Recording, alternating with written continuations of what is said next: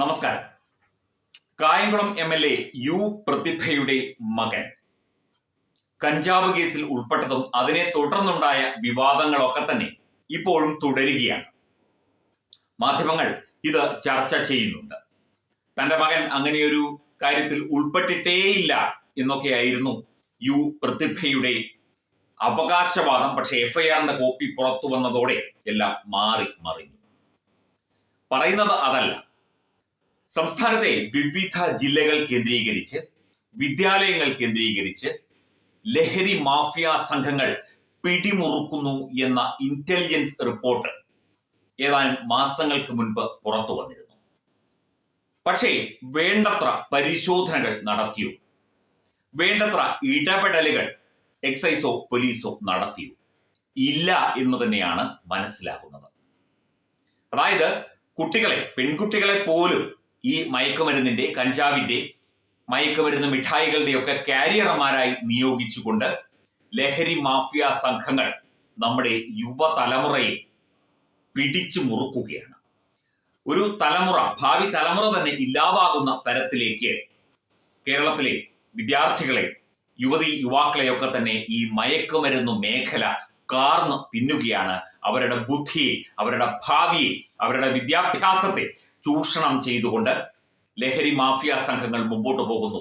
Excise മന്ത്രി MB രാജേഷിന് എന്താണ് പറയാനുള്ളത്? ആഭ്യന്തരമന്ത്രി കൂടിയായ കേരളത്തിന്റെ മുഖ്യമന്ത്രി പിണറായി വിജയന് എന്താണ് പറയാനുള്ളത്? എന്ത് നടപടിയാണ് സ്വീകരിച്ചത്? വിവിധ ജില്ലകളിൽ സ്കൂളുകൾ കേന്ദ്രീകരിച്ച് ഇത്തരം വിതരണ ശൃംഖലകളുണ്ട്, വിതരണ പോക്കറ്റുകളുണ്ട്. ഇതൊക്കെ തന്നെ ഇവിടെ സജീവമായി നടന്നുകൊണ്ടിരിക്കുകയാണ്. പോലീസിന്റെയും എക്സൈസിന്റെയും മൂക്കിന് തുമ്പത്ത്. ഈ യു പ്രതിഭ MLAയുടെ മകന് 20 വയസ്സ് മാത്രമാണ് പ്രായം. കൂടെ ഉണ്ടായിരുന്നവർക്കും സമാനമായ പ്രായമാണ്. അതായത് ഒരു 16, 17, 18 വയസ്സ് പ്രായമുള്ള വിദ്യാർത്ഥിനികളെ കേന്ദ്രീകരിച്ച് വിവിധ വിദ്യാലയങ്ങൾക്ക് സമീപം ഇത്തരം മാഫിയ സംഘങ്ങൾ അഴിഞ്ഞാടുകയാണ്, പ്രവർത്തിക്കുകയാണ്, മയക്കുമരുന്ന് വിതരണം ചെയ്യുകയാണ്, മയക്കുമരുന്നിന് കുട്ടികളെ അടിമകളാക്കുകയാണ് ചെയ്യുന്നത്. എന്നിട്ടും കാര്യമായ നടപടിയൊന്നും ഉണ്ടാകുന്നില്ല എന്നത് അത്യന്തം ഖേദകരമാണ്. ശക്തമായ നടപടി ഉണ്ടാകണം. ശക്തമായ പരിശോധനകൾ, അന്വേഷണം നടത്തണം. വിവിധ ജില്ലകളിലെ പ്രധാനപ്പെട്ട വിദ്യാലയങ്ങൾ കേന്ദ്രീകരിച്ചൊക്കെ തന്നെ ഇത്തരം ലഹരി സംഘങ്ങൾ ആടിത്തിമിർക്കുന്നുണ്ട് എന്നുള്ള റിപ്പോർട്ടുകളാണ് ഇന്റലിജൻസ് റിപ്പോർട്ടായി പുറത്തു വന്നത്. എന്നിട്ടും കയ്യും കെട്ടി അനങ്ങാതിരിക്കുന്ന ഒരു അനങ്ങാപ്പാറ നയമാണ് സംസ്ഥാന സർക്കാരും വിവിധ വകുപ്പുകളും, ഉത്തരവാദിത്തപ്പെട്ട വകുപ്പുകളും സ്വീകരിക്കുന്നത്. വിവിധ പോക്കറ്റുകൾ വഴി കഞ്ചാവും മറ്റു മയക്കുമരുന്നുകളും ഒക്കെ യഥേഷ്ടം വിതരണം ചെയ്യുകയാണ് സ്കൂളുകളൊക്കെ തന്നെ കേന്ദ്രീകരിച്ച്. സ്കൂളുകൾക്കുള്ളിലേക്ക് ഇത് കടത്തുന്നത് കുട്ടികൾ വഴിയാണ്. പലപ്പോഴും പെൺകുട്ടികളുടെ ബാഗിൽ വരെ ഇത് കടത്തുന്നുണ്ട് എന്നുള്ള ഗുരുതരമായ ഞെട്ടിപ്പിക്കുന്ന റിപ്പോർട്ടുകളാണ് പുറത്തു വരുന്നത്.